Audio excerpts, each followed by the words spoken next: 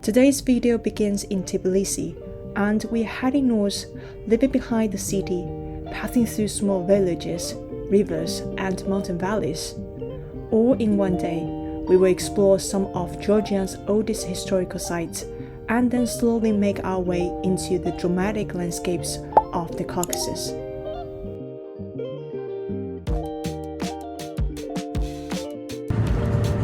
We booked a private car for a one-day trip, and our first stop is about 20 kilometers from Tbilisi, Mtskheta.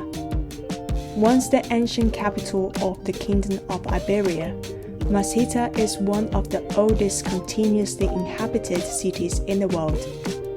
And because of its historical and religious significance, the entire town is listed as a UNESCO World Heritage Site. When we arrived, the village still felt half asleep. The morning air was quiet and cool, with only a few tourists wandering around.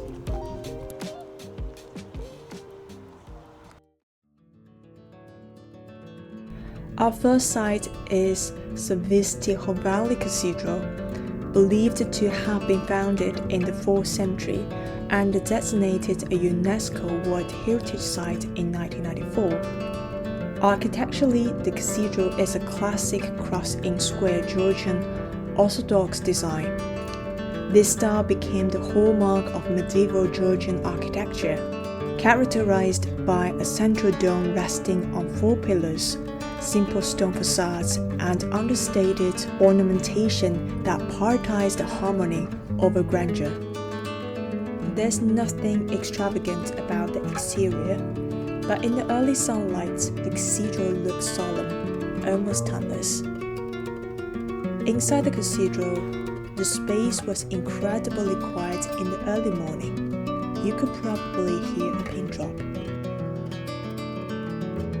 Even with a bit of light flowing in through the dome, the interiors feel dimmed and contemplative, basically the kind of peaceful atmosphere you would expect inside an old Orthodox church. A short walk up a small hill leads to another 4th century landmark, Samtavro Convent, also part of the UNESCO Heritage Site.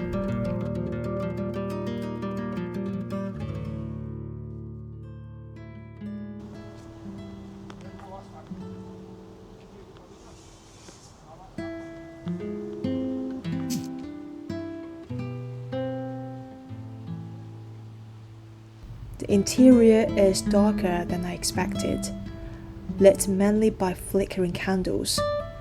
It's hard to describe, but there's a sense of calmness when you stand inside. Like the whole place absorbs the noise around you. If you have more time, I think it's a lovely spot to slow down and take a break.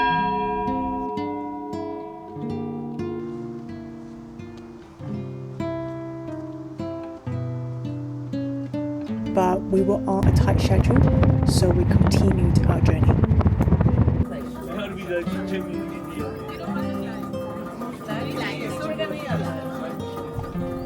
Next, we headed towards Zhinvali water reservoir, which supplies much of Tbilisi's drinking water and also served as a hydroelectric reservoir. Somehow, this lookout point has become an iconic roadside stop. Part rest area, part photo spots. All the stores sells pretty much the same drinks, snacks, and souvenirs.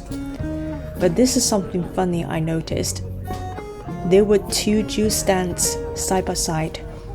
Identical prices, menus, and the owner were not especially charismatic or anything. Yet one stall had a long queue and the other had almost no one. I guess this was the power of herd mentality. Still thinking about this tiny social experiment, we continued north. Our next stop is the Ananuri fortress complex, overlooking the Aragvi River.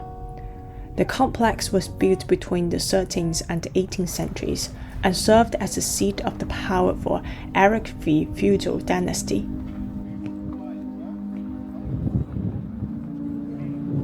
Throughout history, it witnessed multiple battles, inventions, and even a dramatic internal revolt that led to the fall of the Arikvi family.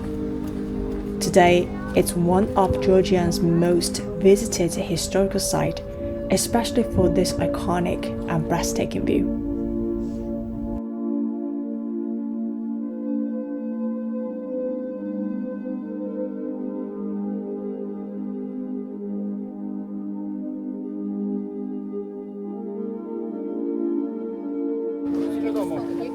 To get that shot, you do need to climb up, but the stairs are very steep, narrow, and definitely not built with modern safety standards in mind.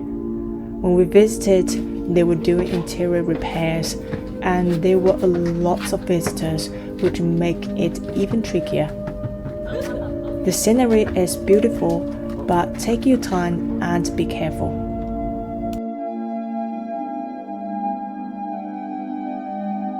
If you have made this far and haven't subscribed yet, now is a good time. It will help me keep sharing these hidden corners of the world.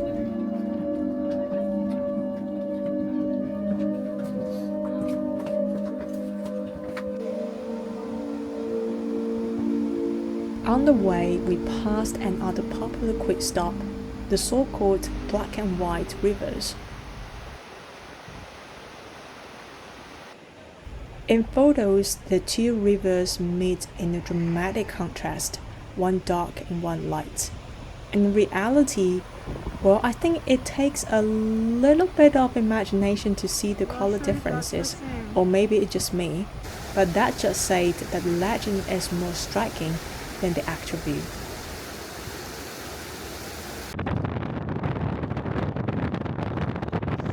As we kept driving north, the landscape transformed. The hills grew taller, sharper, and soon mountains' walls began to rise around us. The air turned cooler. We started seeing ski resorts scattered along the road. The entire region becomes a winter sports paradise when it snows.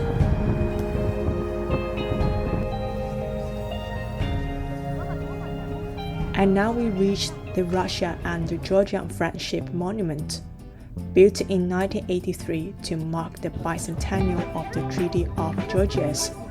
It was meant to symbolize the relationship between Soviet Georgia and the Soviet Union. The monument sits along on a cliffside, a massive circular structure made of concrete and stone, decorated with colorful murals depicting scenes from Georgian and Russian history.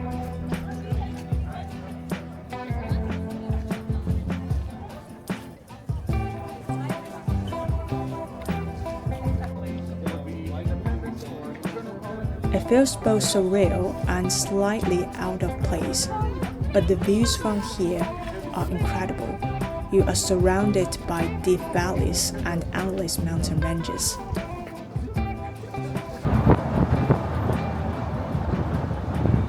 As we continued driving north, the scenery began to change again. The roads felt busier, filled with long lines of trucks heading towards the Russian border. This is one of the very few overland crossings between Georgian and Russian, so everything funnels through this narrow valley. Eventually, the mountains grew steeper, the air colder, and we arrived at Kazbegi.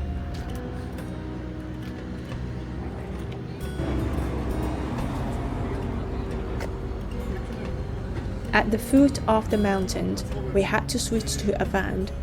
Our driver said his car couldn't handle the steep road ahead, although I'm not entirely sure why, because plenty of identical cars were going up just fine. And since we already booked a private car for the day, it did feel a little bit questionable. But anyway. About a 15-minute drive up the mountains, we reach one of the most iconic places in Georgia. Gergeti Trinity Church, often described as one of the most isolated churches in the world. Built in the 14th century on the mountaintop beneath the towering peak of Mount Kazbegi, the church once served as a refuge during invasions. Locals hid sacred relics here because the site was so remote and difficult to access. The location itself has become a symbol of resilience, solitude, and spiritual endurance in Georgian culture. And it is stunning, breathtaking, beautiful.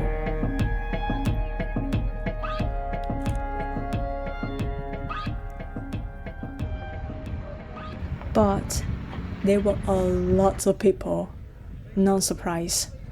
And the grassy part too, it's beautiful, but that in front of the church is basically shared with cows and horses, so the air has a very distinct aroma.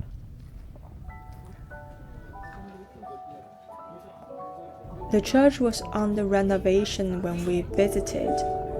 The stone-built interior is almost completely dark, so I didn't really feel the inside, and I think the photo is not allowed as well. However, the scattered candlelight create a faint, mysterious aura around this lonely mountain church. If you have enough time, or if you want to catch the sunrise, staying one night in Kazbegi is worth considering. The mountains look completely different in the early morning light. We didn't have much time on this trip, so we did a same-day return. By the time we got back to Tbilisi, it was around 7 p.m. Even though it was a full-day schedule, it was a bit tight, but I didn't feel like rushed at all. And considering the flexibility, hiring a private car is actually pretty affordable. Our one-day private tour cost around $110. So if you are short on time but still want to see Georgia's northern highlights, this is a great option. If love travels filled with stories and history, don't forget to like and subscribe. Thanks for coming along, and see you in the next one.